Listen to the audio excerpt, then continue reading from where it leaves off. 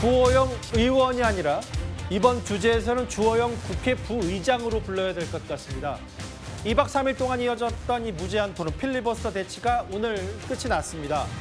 그런데 장동혁 대표의 24시간 필리버스터 여러 뉴스거리들이 쏟아졌지만 특히 우원식 국회의장이 본회의장에 나타나지 않은 주호영 국회 부의장을 크게 비판했습니다. 왜 그런지 관련 영상을 먼저 만나보겠습니다.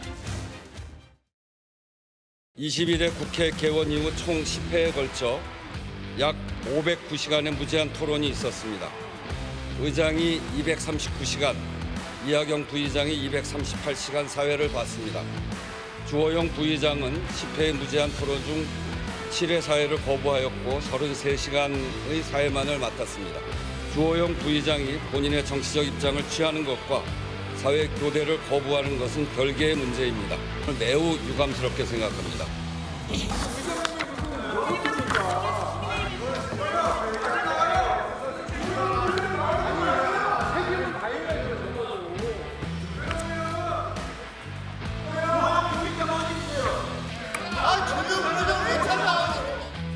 원래 여야 합의가 안 된 안건은 그동안에 21대까지 국회의장은 그래도 한 두어 번은 돌려보냅니다. 우원식 국회의장 들어오고 나서는 그런 모습을 거의 잘 못 본 것 같고, 주호영 부의장은 아니 이렇게 여야 합의 없이 다수당의 일방적 독주에 고안해동하는데 내가 어떻게 거기에 따르겠냐. 국회의장이 나 이렇게 당파성을 고스란히 지니고 자기 띄우려고 그때 그 다크투어 그런 거 한번 보세요. 다 본 적이 없습니다. 대단한 대권 꿈을 가지신 것 같아. 김정욱 대변인님, 우원식 국회의장도 그렇고 여권에서도 주호영 국회의장 왜 필리버스터 사회 거부하냐, 이게 어제 오늘 꽤 비판하더라고요. 그렇습니다. 지금 주호영 부의장께서 지금 10번의 필리버스터 중에서 7번의 필리버스터에 대해서 사회권을 거부하셨습니다.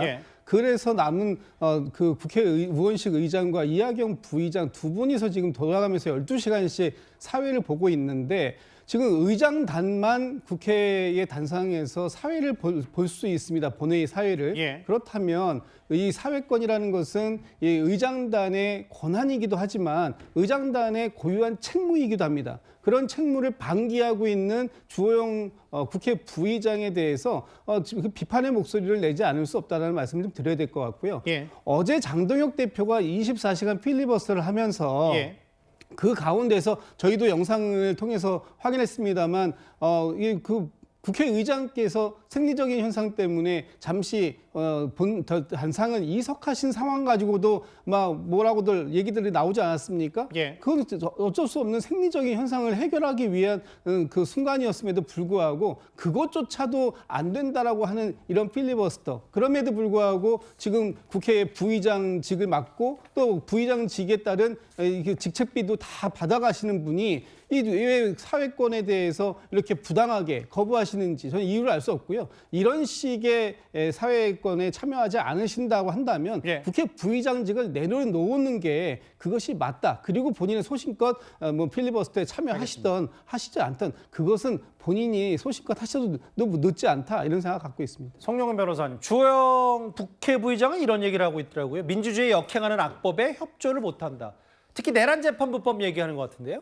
내란 전담 재판부법만이 아닙니다. 이른바 허위 조작 정보 근절법이라는 명명을 하면서 우리 언론들의 입을 틀어막는 법안을 민주당이 또 기어이 통과시키지 않았습니까? 이런 것들이 모두 다 반헌법적이고 우리 사회 언론 자유를 위축시키는 악법이기 때문에 주호영 국회 부의장으로서는 이런 법을 보수 정당의 국회 부의장으로서 도저히 사회를 볼래야 볼 수가 없는 것입니다. 그리고 국회 의사 진행을 놓고 봐서도 주호영 부의장이 사회를 거부함으로써 국회 후배인 우원식 국회의장을 올바른 방향으로 인도하기 위해서 노력하고 있는 것이다. 저는 이렇게 평가합니다. 주호영 부의장이 6선이고 우원식 의장이 5선이니까 사실 국회는 주호영 부의장이 더 선배인 것이죠.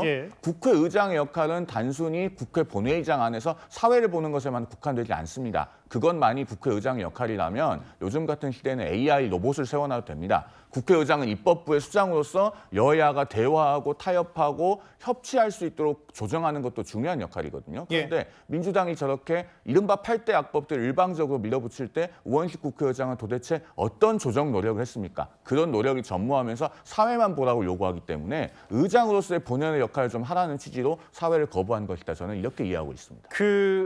어제는 내란 전담 재판부법이었고 오늘은 이른바 허위 조작 정보 근절법. 국민의힘은 빠지고 민주당 주도로 오늘 이 법이 통과됐는데 일부 시민단체에서조차 비판의 목소리를 내고 있습니다.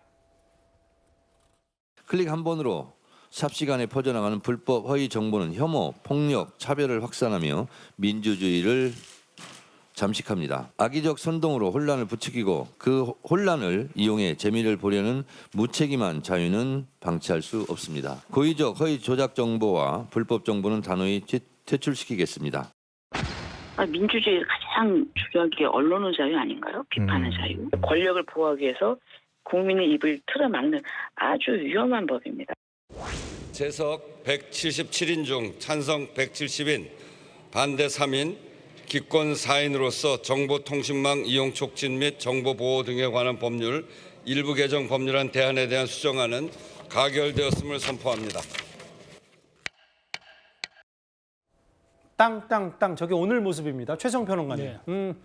저희가 이 부분은 뭐 여야 이런 의견보다 특히 이제 참여연대 쪽의 입장이 있어서 이것 또한 내란 전담 재판부와 마찬가지로 위헌 소지가 있다는 비판을 하고 있네요. 그렇습니다. 이게 왜 정확히 위헌 소지가 있냐면 국민의 알 권리는 공익성에 부합한다는 이 얘기는 2010년 이른바 미네르바 사건 때 헌법재판소가 그렇게 판시를 겁니다. 다시 말하면 국민의 알 권리는 공익적 사안으로 분류한 건데요.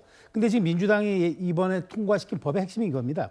불법 허위 조작 정보를 알고 유통하는 건 처벌하겠다. 저는 이건 동의합니다. 알고 악의적으로 유통시키면 처벌해야죠. 근데 단순 실수나 오인 착오로 인한 것까지 처벌할 수 있는 길이 열린 겁니다. 이걸 이제 참여연대나 야당 측에서는 이걸 제외시켜 달라고 했거든요. 모르고 했거나 단순 착오거나 이거는 이제 의도가 없었거나 하는 거는 해야 되는데 이렇게 되면 앞으로 정말 입틀막이 될 수밖에 없는 게요. 제가 그러면 앞으로 좀 전에 논평할 때 김병기 의원에 대해서 제가 다른 보도를 가지고 인용하거나 이게 이제 근데 그쪽에서 이게 잘못됐다고 저를 소송 걸면은 소송 걸리는 겁니다. 그리고 쿠팡에 대해서도 저희가 쿠팡에 대해서 문제점을 지적했는데 쿠팡 자체가 대관팀 통해서 저 발언 사실이 아닙니다라고 소송 걸면요.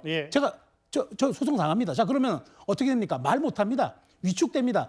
이걸 즐기는 사람이 누구일까요? 대기업이나 권력자입니다. 그렇기 때문에 이 법이 갖는 위헌성이 가장 절실하고 그래서 지금 야당이라든 야당뿐만 아니라 저는 시민단체에서조차 이 법에 대한 위헌성과 아주 독소 조항을 지금 문제 제기하고 있는 겁니다. 근데 이거 통과됐습니다. 이거 앞으로 어떻게 합니까? 이게 그런 거잖아요. 그러니까 이제 그 최성 평론가 말을 좀 첨언하자면 이 법이 입법 전이든 입법 후든 팩트를 근본으로 뭐 저도 마찬가지로 외우신 분들도 다 얘기하는 건 당연히 기본인데 불법 허위 정보 유포를 판단하는 기준 잣대가 이 입법 과정에 대한 취지가 워낙 모호하다 보니까 일부 시민단체에서도 이 법에 위헌 얘기를 제기했다는 얘기까지 이번 필리버스터 2박 3일 동안에 나왔던 여러 민주당의 강행처리 입법과 우원식 국회의장과 주호영 국회 부의장의 설전 얘기까지 이번 주제에서 짚어봤습니다.